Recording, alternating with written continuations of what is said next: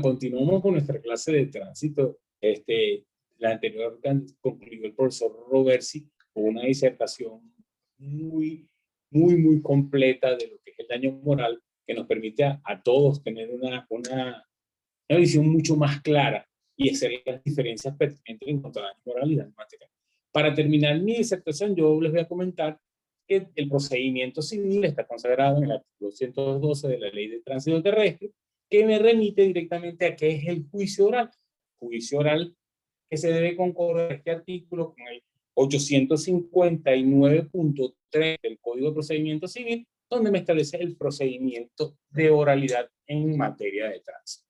Se nos quedó unos puntos en temas anteriores que tenemos que tratar del vehículo, que el profesor Núñez y el profesor Badel lo van a allanar, así como en materia de las causales de exenciones, que ellos van a ahondar en ese tema y van a ser un poco más precisos en cuanto a la disertación de ellas. Con ustedes el profesor Edgar Núñez Alcántara. Buenos días. Efectivamente, vamos a tocar algunos temas que, para complementar el tema anterior, vamos a hablar del tema del vehículo, de qué es un vehículo, porque el 192 de la ley, cuando habla de la responsabilidad, digamos que el 192 es el equivalente al 1193 del Código Civil, solo que en este caso es una responsabilidad por cosa inanimada específica, que es el vehículo.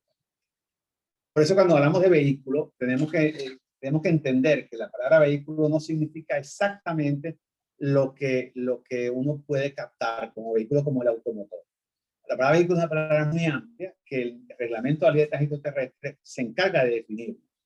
Cuando uno va a hablar de vehículos, tienen que entender lo siguiente. El reglamento en su artículo 5, repito, reglamento de la Ley de Tránsito Terrestre, que por cierto es un reglamento muy antiguo, es del año 98, de una de las presidencias del doctor Caldera, y no ha sido modificado todo, ha habido modificaciones parciales.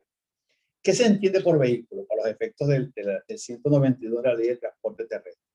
Dice la ley en su artículo 5 del reglamento. Se considera vehículo todo artefacto o aparato destinado al transporte de personas o cosas capaz de circular por las vías públicas o privadas destinadas al uso público permanente o casual. Fíjense que aquí hay un concepto bastante extenso que vamos a tratar de desmenuzarlo, así como carne mechada, vamos a por pedacitos. Es todo artefacto o aparato. ¿Qué significa eso para un abogado que está interpretando la ley? Cuando uno dice todo artefacto o aparato, está excluyendo de por sí a las personas y a las cosas.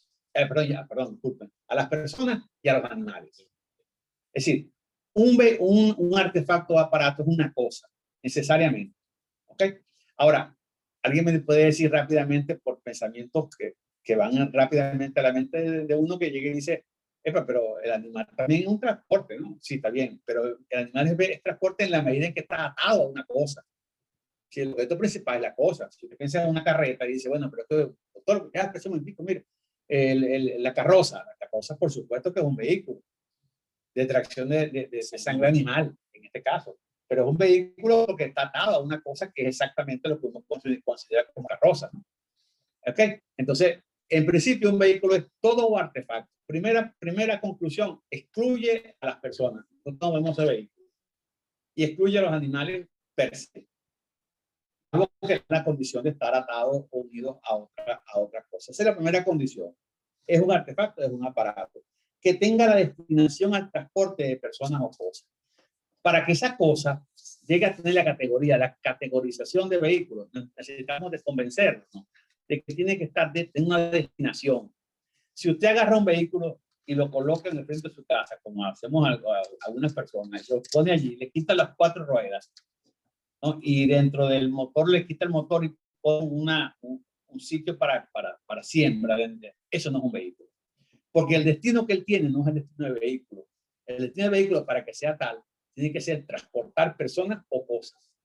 Usted piensa, y esto es una exageración mía, pero es una manera de llevarle a la persona la idea, en una bañera. Y una bañera es una cosa. Y usted puede hacer con ella muchas cosas, pero no puede transportar personas o cosas en principio. ¿Ok?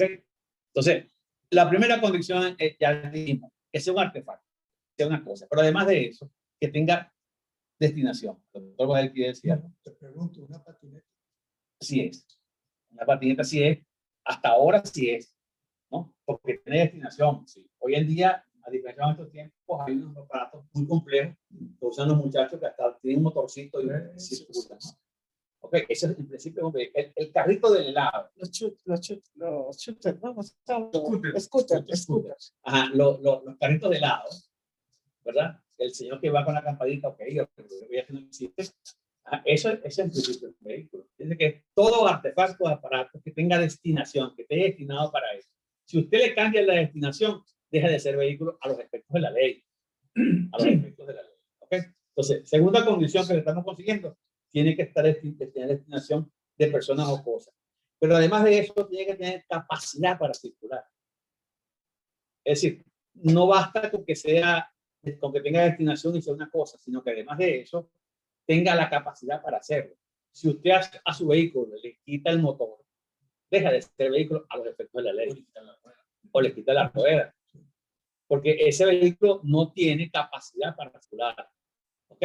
Cuando lo piensen en el caso, voy a poner un ejemplo de los que son barquisimetanos, me lo van a entender, o los que pasan por esa vía de la vía llegando a las piedras.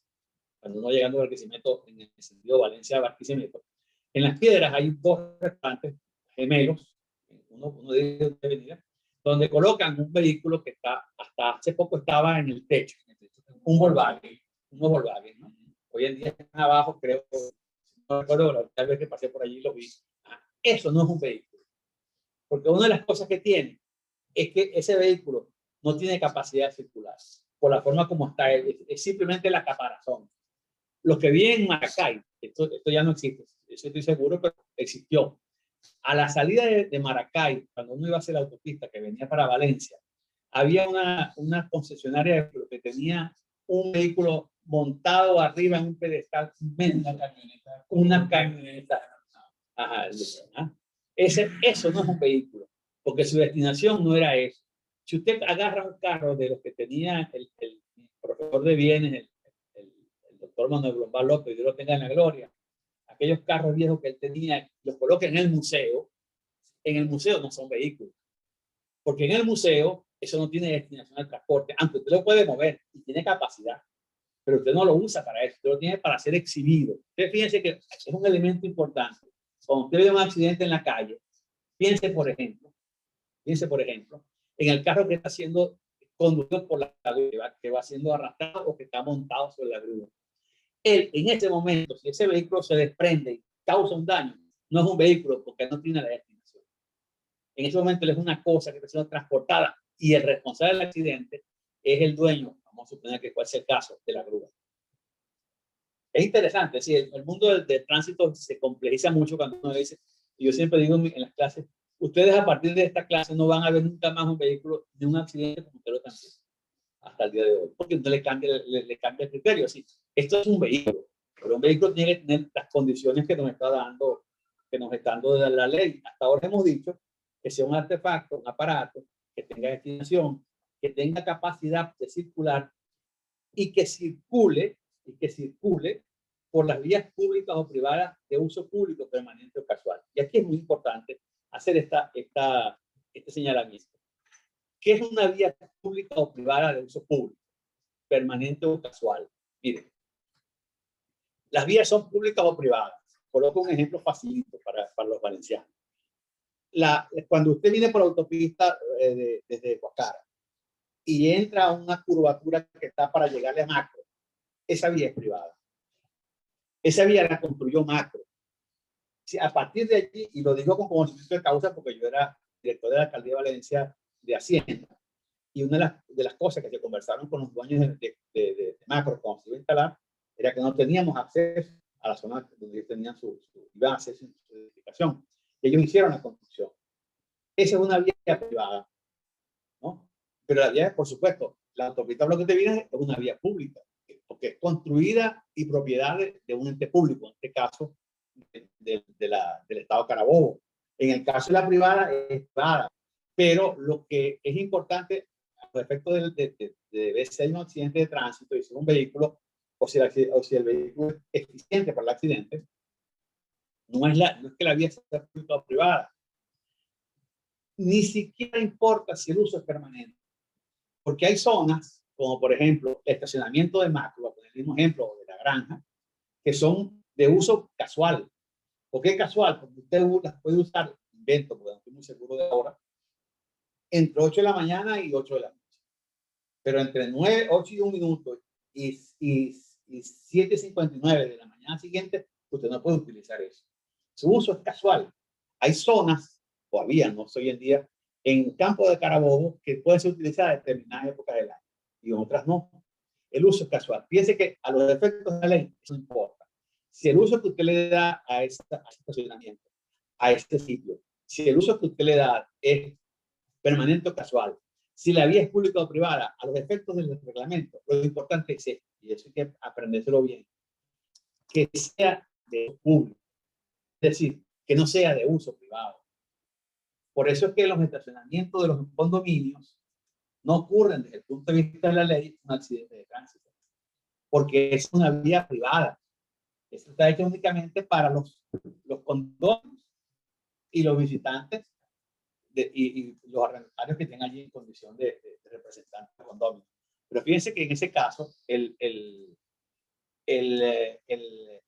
la vía es de uso privado. Yo no tengo acceso. Okay. Hay casos interesantes y un poco casos fronterizos, como dice uno, como por ejemplo el caso de las vías de las emergencias de las clínicas. Entonces, usted puede pensar, decir, ¿cómo es este caso? Usted llega a la viña, por poner un ejemplo, ¿no? Y entra y utiliza una vía. Esa vía es de uso público, en mi opinión. Es de uso público. Porque a usted no le pueden impedir, a pesar de cualquier otra medida, la medida sanitaria, que actualmente vivimos con el tema de la pandemia, pero en principio esa vía es pública, pero es privada. Porque es de la compañía. Esa es, en el caso de la Guerramendi de Culapio, sí. Pero en el caso de la viña, no. Policlínico La Viña. Policlínico La Viña, sí. Creo que se llama. Ok, que es la compañía. Sí. Esa es la propietaria. Fíjense que son casos, por eso es que este derecho de tránsito es tan fascinante. En la vida real, todas las cosas que se pueden presentar, ¿no? todo lo que se puede. Yo recuerdo mucho un examen, el doctor Badel estuvo en ese examen conmigo, éramos jurados cuando en la facultad presentábamos exámenes orales obligatorios y había jurados de tres personas. Y un alumno que nosotros le hicimos una pregunta en esa oportunidad, le preguntamos si el caballo se desboca. No sé si Juan se acuerda de ese cuento. Si el caballo se desboca y sale, digamos, corriendo a alta velocidad y causa un daño más adelante, es un vehículo, se puede decir que es un accidente de tránsito. La carroza en la que iba el zorro, por ejemplo, o el sargento García, ¿no? Es exactamente un accidente de tránsito. En esa oportunidad hubo una discusión en el jurado que discutimos y dijimos, no le vamos a validar la pregunta, a evaluar, perdón, la pregunta al alumno, porque los profesores estamos de acuerdo. Okay. Ahí había una discrepancia. Yo me acuerdo que Juan sostuvo en esa oportunidad, no, ya no es vehículo, pues ya se desprendió. Y yo decía, no, pero es el impulso. Si él sigue corriendo y supongamos que llegó y causó un daño, una cosa, siempre, algún bien el caballo, ¿no? Pero fíjense que ese es un ejemplo que le dice usted, eso no ocurre en la vida real, no están seguros. Yo no estoy seguro, porque realmente a veces la realidad supera la ficción, ¿no? Ese caso yo siempre lo recuerdo mucho porque es un caso donde dice, ¿hay o no hay un accidente de tránsito? Porque para que haya accidente de tránsito, ya el profesor lo explicó en la clase anterior, nosotros necesitamos que se den algunos requisitos. El accidente de tránsito necesita, además de la presencia del vehículo, el daño, los sujetos responsables, etcétera, etcétera, que es el 192 que ya hemos analizado en algunos casos. Y entonces, fíjense, nosotros ahorita hemos identificado un vehículo, es un artefacto o aparato destinado al transporte de personas o cosas, con capacidad para circular por vías públicas o privadas de uso público permanente o casual. Es decir, cuando el legislador construye esa figura, me construye a mí, yo como abogado, los abogados en general, un poco más allá de los abogados, los usuarios del servicio, tenemos que tener claridad en lo que es un vehículo. Y usted me dice, bueno, ¿y una bicicleta? Por supuesto que lo es, la misma ley lo identifica y dice, el caso de las patinetas que el doctor le preguntó, el caso del carrito de helado que me llama mucho la atención, ¿no? Así como eso, pues hay muchos ejemplos que uno puede ir manejando. Así que es un tema interesante la conceptualización de lo que es para nosotros un vehículo. El otro punto que yo quería establecer es que en el 192 y en el 194 existen las presunciones. Vamos a contar con el tiempo, porque queremos que el doctor Bader tenga tiempo suficiente para su exposición. Lo tiene aquí. Sí, muy bien. Okay. Yo voy a tomar 6 minutos para explicar esto. ¿Qué es una presunción? Una presunción es lo que usualmente ocurre. Yo pongo un ejemplo práctico, amoroso, ¿no? que nos ocurrió a todos los que estamos, de una manera hemos estado en una universidad, en un salón de clase, ha pasado esto. Yo llego a clase, en ese tiempo llegábamos a clase a las 7 de la mañana. Y yo imaginando y recreando, 7 de la mañana y consigo un par de jóvenes que se sienten juntos, y el muchacho le pasa papelitos a la muchacha, que seguro del profesor, como están vestidos, dice, bueno, una carita fuerte, solamente esa es la condición, y esas cosas que dicen los muchachos. Mira el viejo ese. Además de eso, él le manda cositas, ella le contesta, él le lleva los libros para que un caballero, así que se le acabó. Eso hace que haya una relación que yo, profesor, desde arriba, estoy viendo como algo extraño. Llego una noche al cine, cuando podíamos ir al cine con tranquilidad, y consigo a mis alumnos en el salón, acompañados, perdón, en el cine, acompañados o solos, pero los consigo allí. ¿Qué sospecho yo? Dicho en términos prácticos, algo está pasando, que hay un rebote, ¿no? Bueno, puede ser que no, pero fíjense que uno presume, ¿qué presume la ley? Lo que usualmente ocurre. ¿Okay? ¿Cómo se construye una presunción? Bueno, uno construye una presunción partiendo de un hecho conocido, llegando al hecho desconocido a través de un nexo causal. ¿Okay? ¿Cuál es el hecho conocido? Vamos al ejemplo este amoroso que yo estoy poniendo. La relación entre los muchachos y la permanencia de uno al lado del otro. Eso es lo que yo percibo. ¿Cuál es la conclusión que yo llegué? Bueno, son novios, o hay rebote, o también eso, o está tratando de quitarle al novio verdadero. No, también, pues, vale, se vale. Y hay un nexo causal entre ambas cosas, la conducta de ellos, que es exactamente. Eso ocurre con las presunciones. Hay presunciones interesantísimas en el mundo del derecho. Por ejemplo, para los alumnos en materia de prescripción adquisitiva, de interdicto de amparo por perturbación, por ejemplo, cuando uno examina la figura de la posesión legítima, una de las cosas que uno dice es, bueno, me piden para que haya posesión legítima que sea continua, ininterrumpida, pacífica, pública, inequívoca, perdón, y con ánimo de tener la cosa como suya propia. En el 771 uno dice, bueno, ¿cómo hago yo para aprobar la posesión permanente, pública permanente? Es difícil. No hay una manera de demostrar que yo me considero dueño permanentemente y que yo estoy convencido de eso.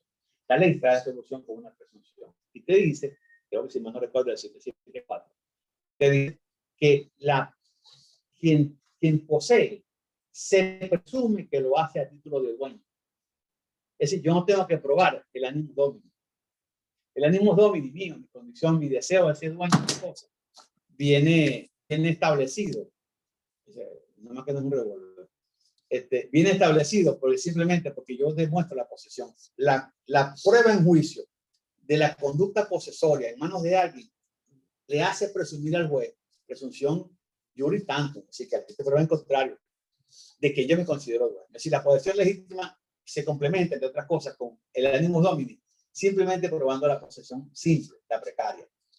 Así como le digo esto, vamos al caso de tránsito. ¿Qué me dice la ley en materia de tránsito? Fíjense que en el 192 me dice,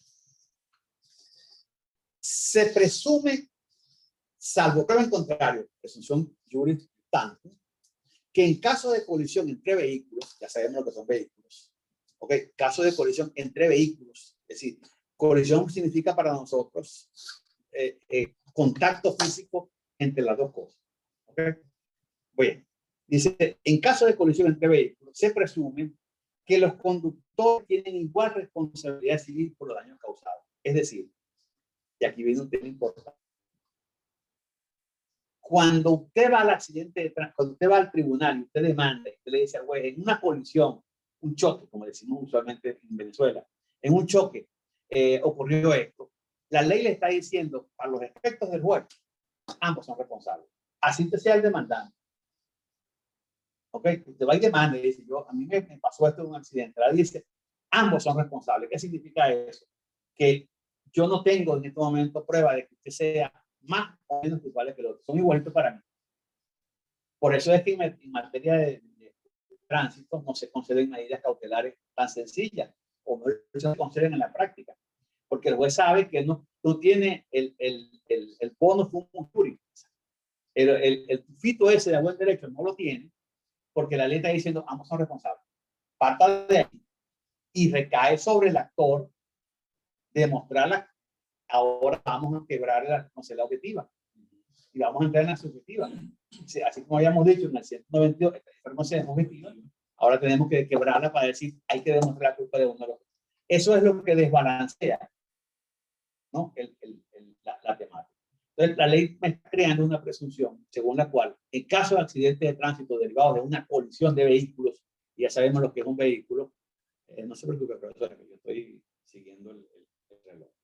En ese caso, la palabra vehículo ya tiene un sentido muy específico. La segunda presunción que vamos a conseguir en la ley está en el artículo 194, cuando dice la ley, se presume, salvo prueba en contrario, que el conductor es responsable de un accidente de tránsito por ocurrir vale decir, el accidente, se encuentre bajo los efectos de bebidas alcohólicas, de sustancias estupefacientes o psicotrópicas o conduzca exceso de velocidad. ¿Ok? Fíjense que esa presunción, si usted conduce a exceso de velocidad bajo influencia de bebidas alcohólicas o sustancias psicotrópicas, usted es responsable del accidente. Vamos un momentico a la práctica y vean esto. ¿Cuándo selló eso? Cuando esté terminando el juicio. Porque eso es materia de prueba. Si el juez al momento de sentenciar descubre la presencia de alcohol en grados prohibitivos en uno de los conductores o exceso de velocidad que se prueba de muchísimas maneras, ¿verdad? Usted puede decir, mire, ese es el culpable. Hay una presunción. Se respondería a un litigante, decir, mire, en el accidente participó mi cliente, fulano de tal, no nos pongamos nosotros, Pedro Pérez.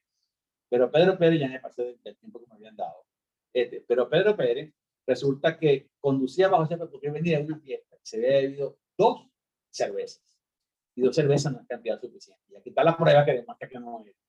Si no ocurre eso, si no tiene esa precaución, y el juez dice, hay pruebas en autos de que la persona conducía bajo influencia de bebidas alcohólicas, pues fíjense que la regla es influencia, es decir, que el alcohol me haya causado a mí el impedimento para ser tan veloz, por ejemplo, para frenar.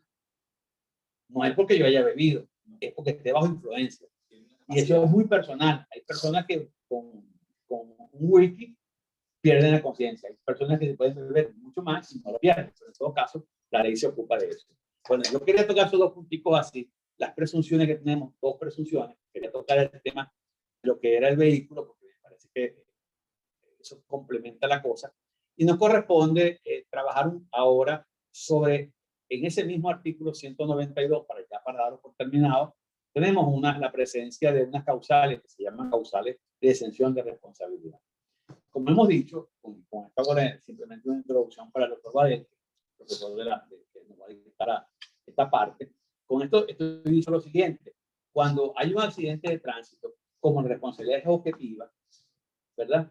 Usted no puede culparse mediante la culpa, salvo el ejemplo que pusimos que yo dije que había que desbalancear. Pero salvo ese caso o esos casos, usted no puede utilizar la culpa como elemento para comprobar la ocurrencia del daño.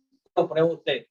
Bueno, simplemente el accidente ocurrió, que usted responde. El profesor Levelar es una función que se utiliza mucho en la práctica, en el libro que él citó, se dice daño causado, daño indemnizado. Pero en este caso en particular, vamos ahora a ver cómo hace el demandado para torcer la voluntad de la ley que le dice que usted responde objetivamente. Y él dice, no, yo tengo una causa de exención. Esa es la materia que vamos a ver.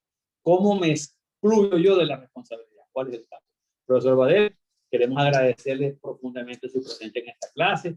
Esta es una clase, como usted ha visto, virtual, pero en ella pues estamos llevando a nuestros muchachos de la universidad nuestro aporte para que ellos tengan un conocimiento de esta materia, de la cual usted es un practicante de muchísimos años de experiencia y un excelente profesor de la materia, jubilado en esta universidad, profesor de casi todos los que estamos en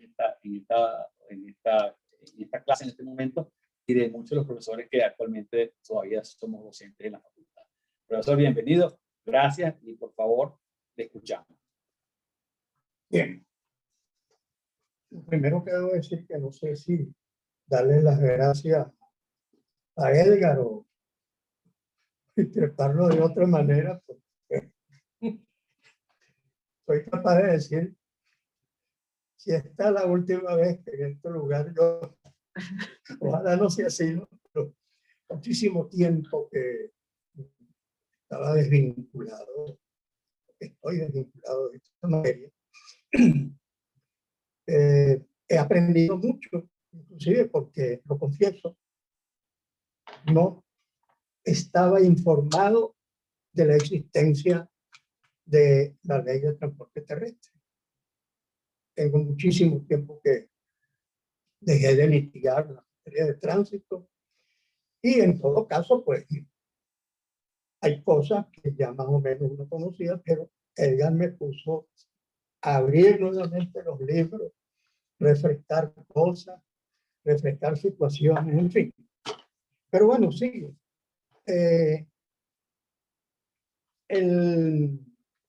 La responsabilidad de tránsito o en materia de tránsito se ve en algunas oportunidades excluida dependiendo de lo que haya sido la motivación del accidente. En ese sentido, si bien la ley establece que conductor, propietario y garante tienen la obligación de reparar el daño causado con motivo a la circulación del vehículo, existen esto que llamamos defensas o excepciones. Y se habla allí en esas defensas o exenciones del artículo 192 de la ley, que el daño provenga, como dice textualmente, del hecho del hecho de la víctima.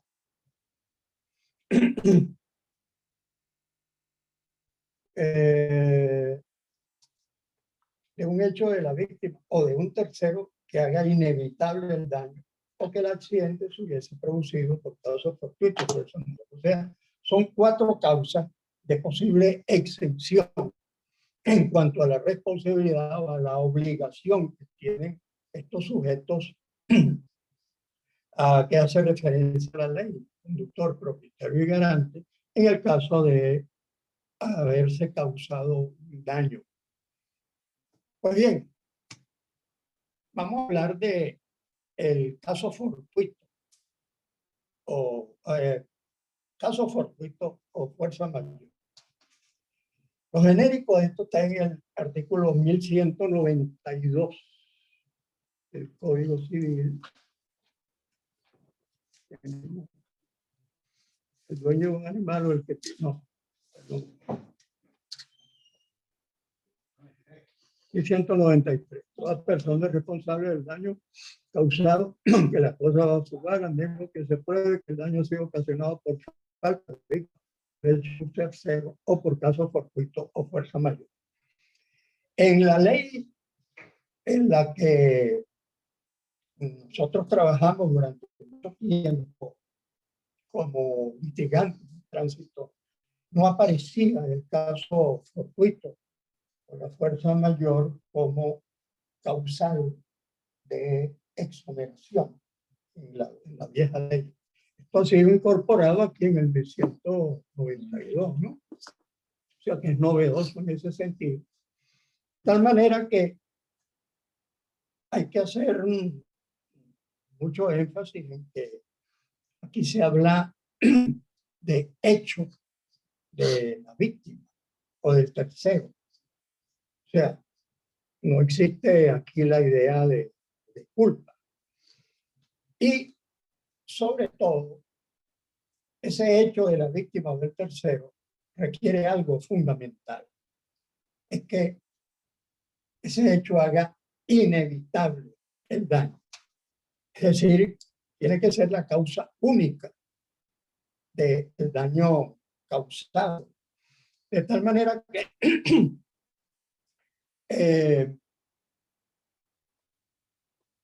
¿qué es lo que ocurre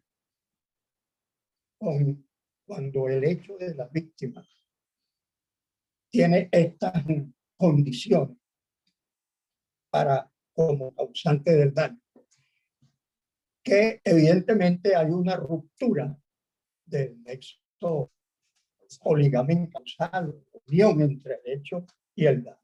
Por supuesto, al destruirse eso, por decirlo de alguna manera, entonces hay una exención de responsabilidad. Yo puedo responder por ese daño que se ha causado, no por la intervención, como decía el profesor Edgar, de mi vehículo, sino simplemente porque hay una situación causada por la persona que resultó afectada, la víctima, o por el hecho de un tercero, ¿sí? Una persona extraña. Si vamos a ejemplos de estas condiciones, bueno, pudiéramos citar muchos. Por ejemplo, una persona que viene conduciendo el vehículo y de una manera inesperada otra persona, o vamos a llamarlo de una vez la víctima, se lanza a la vía y es atropellada. O sea, ese es un hecho evidentemente inesperado, porque esta persona viene conduciendo con las máximas prudencia y llega un momento pues en que inesperadamente alguien se lanza a la vía. Ni siquiera voy a decir que sea con el ánimo de que sea atropellado, o sea, por una intención de, qué sé yo, de suicidio, sino que simplemente se lanzó a la vía. Y si queremos poner el ejemplo un poco más sencillo, vamos a suponer que haya oscuridad en la vía en ese momento. De tal manera que estamos en presencia de un hecho de la víctima, es decir, ese daño que sufrió no es atribuible al conductor en este caso. O en ese mismo ejemplo, para no ir más allá, supongamos que esta persona estaba al borde de la acera y en el momento en que va pasando el vehículo, un tercero empuja a lo que ha resultado ser la víctima del atropello. Es decir, el hecho ocurre por la intervención de ese tercero que empujó a la víctima, y lógicamente el conductor, que venía con la prudencia lógica, pues es sorprendido y ocurre el accidente. Es evidente que en materia de tránsito, como lo apuntaba el doctor Núñez, el problema es la necesidad de probar estas circunstancias. Es materia, pues, ya de orden procesal, de orden probatorio. Amerita que la persona demandada pueda hacer la correspondiente demostración. La incorporación del caso fortuito o la fuerza mayor, y se pueden decir varias cosas. Fíjense que el 1192 habla de que el motivo de la circulación, a menos que pruebe que el daño proviene de un hecho de la víctima o de un tercero que haga inevitable el daño. O sea, la inevitabilidad es importante en estos casos, porque si es posible o si ha sido posible que el conductor pudiera haberse escapado, por decirlo de alguna manera, de ese accidente, de ese hecho, pues evidentemente que no funciona la exención. Siempre cuando dábamos clases decíamos, si vamos en una calle y de repente pasa una pelota de juego, inmediatamente debe pensar el conductor que detrás de la pelota viene un niño, ¿no? Entonces, es posible, perfectamente posible, que ese daño se hubiera podido evitar si el conductor es prudente y llega a la conclusión de que hay algo anormal allí que tiene lógicamente o que frenar o que rebajar la velocidad. Y así pues pueden pensarse en muchos casos pues con respecto a el hecho de la víctima o el hecho de tercero. La inevitabilidad entonces es imprescindible que esté presente para que sea realmente el hecho de la víctima o del tercero sea una causal de exención. La fuerza mayor y el caso fortuito que ha sido incorporado en la ley. Debo decir una cosa, en la vieja ley, cuando se hablaba de estas expresiones, se hablaba de la inevitabilidad y la imprevisibilidad. Recuerdo que ahora aparece la imprevisibilidad, sino la inevitabilidad. No sé, me parece que la inevitabilidad como que conlleva la imprevisibilidad, ¿no? Porque al fin y al cabo algo inevitable es imprevisible. Es muy fácil hablar de la fuerza mayor, porque prácticamente la doctrina está de acuerdo en que la fuerza mayor proviene del exterior. Es un hecho pues que proviene del exterior. Y se define como una fuerza irresistible. O sea, que por más que usted quiera, es imposible impedir el efecto. Esa fuerza, entonces, como hablamos de fuerza que proviene del exterior, evidentemente que viene fuera del vehículo. Si es dentro del vehículo, ya esa es otra cosa. En estos días, viendo yo en la televisión estas inundaciones que se han sucedido en el exterior inclusive, que se desbordan esos ríos. Yo vi un vehículo que era arrastrado por la fuerza de la corriente y chocó contra otro carro que estaba, o sea, detenido, pero más o menos al borde, que todavía no lo había arrastrado. Por supuesto, fue un golpe, se vio allí que había un golpe fuerte. Por cierto, el vehículo que estaba arrastrado, tenía su conductor.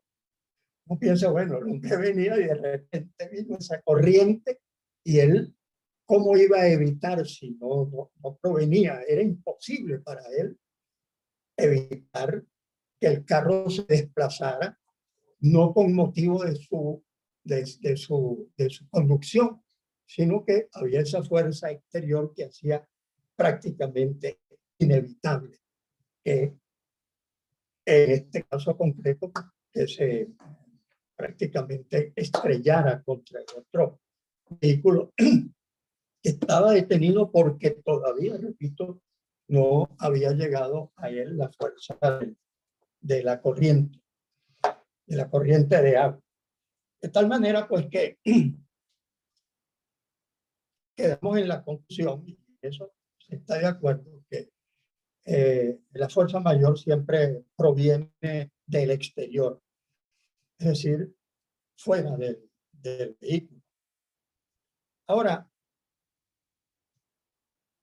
en el caso fortuito, el hecho realmente es inesperado, aún por el conductor más prudente, con una conducta como la de Patterson. Es decir, la persona viene conduciendo su vehículo. Hay algo que era total.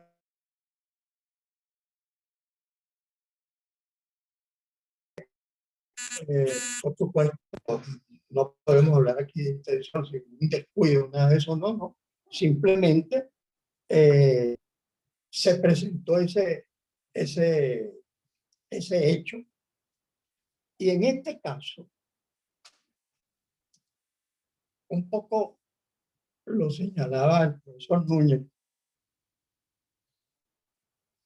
el hecho realmente proviene o se localiza generalmente en el mismo vehículo, aun cuando pudiera perfectamente ser también fuera de él.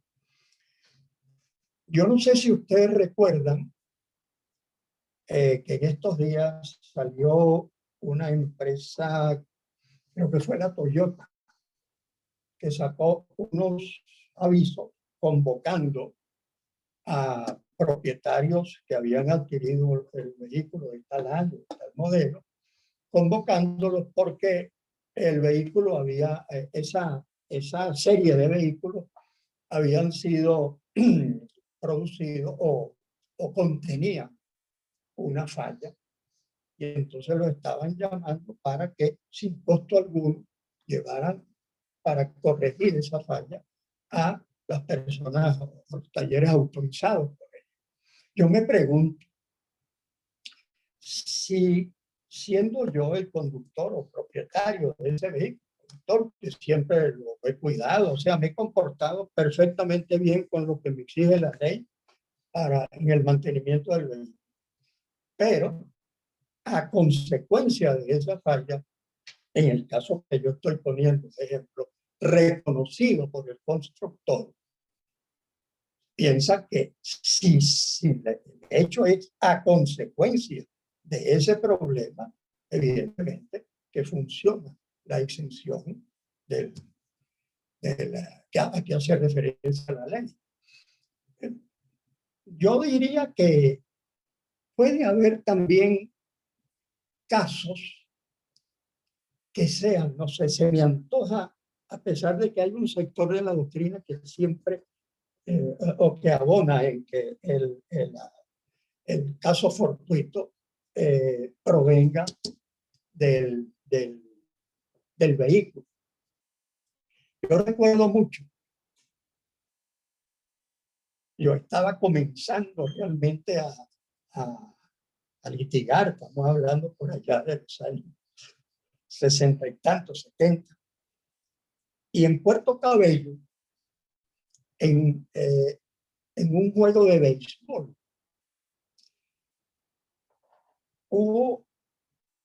Recuerdo mucho la persona que dio el batazo. Jugando béisbol, ya eran más o menos 6 de la tarde, 5 y tanto. Comenzaba pero antes tú sabes que eso no había horas ni nada, ni torres, ni nada de eso.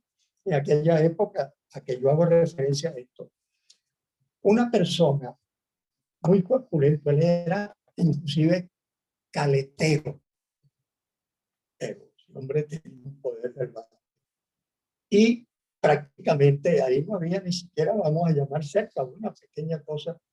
Y la pelota impactó en la cabeza a un joven motociclista que venía, ¿sí?, con la mala suerte de que claro, el golpe lo aturde, no lo tumba prácticamente en su conducción, y la motocicleta se desplaza un poco, como ocurre en cualquier accidente, y atropella muy bien, puedo decirlo, a una señora que iba por la acera también caminando de Rancho Grande hacia Puerto Cabello.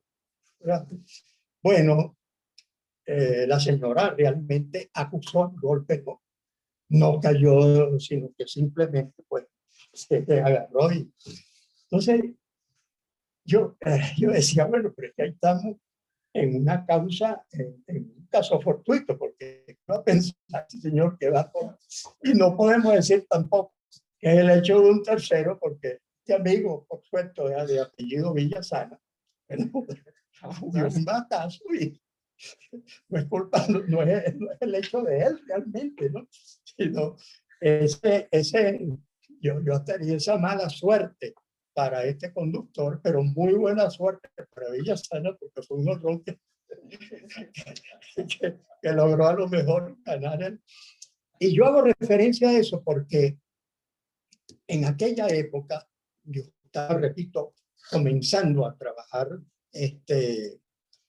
como litigante, o sea, como abogado, pues, y una persona lo consultó, lo sometió a la consulta, no sé si inclusive era el doctor Alfonso Jurado, era juez en ese caso, y estábamos simplemente uno siempre como abogado a un tribunal, y con mucho respeto, y entonces llegó esta persona e hizo esa consulta porque él era familia, era activo de joven que fue del motorizado. Bueno, y allí surgió no, pero ¿cómo va a ser posible? Menos mal que, repito, la señora no sufrió ningún daño, sino que simplemente la motocicleta la golpeó y ella tuvo que, o sea, hubo una caída muy suave. Es eso, un caso fortuito, porque realmente es imprevisible, y está la imprevisibilidad. Entonces, ahí se arman, bueno, en materia de tránsito, se lo voy a decir al profesor Edgar, es una materia, yo diría, tan hermosa, desde cierto punto de vista, a las personas que les gusta el estudio del derecho, que ahí hay que saber de todo prácticamente, porque la materia de tránsito es como un pulpo que tiene una cantidad de situaciones que amerita que usted esté ilustrado. Muchísimas. O sea, no solamente en normas legales, sino situaciones normales de la vida y un sentido común, evidentemente. De tal manera, pues, que estas exenciones, por supuesto, ameritan ser demostradas. Y siempre hay que tener presente esta palabra que usa la ley, que es la inevitabilidad. O sea, tercero, que haga inevitable el daño. De tal manera que, como dije hace rato, para mí la inevitabilidad conlleva realmente la imprevisibilidad. Y no sé si ese es el motivo por lo cual en esta reforma de la ley, en el 192, no se hizo referencia a la imprevisibilidad, como decía el otro, imprevisable e inevitable, ¿no? La ley anterior. Por supuesto, ya señalamos, en estas defensas o estas exenciones ameritan demostración. Y el juez, pues, es encargado de valorar, sobre todo valorar la inevitabilidad, que es una situación que muchas veces se alega la defensa, pero esa defensa tiene,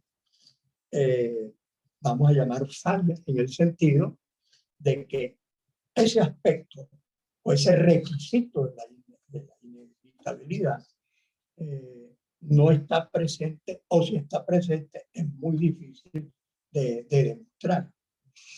Bueno, más o menos esas eran las cuestiones que, adaptado al tiempo que se nos dio, quise hacer una síntesis, porque habría que decir muchas cosas sobre eso, pero repito el agradecimiento al amigo Edgar.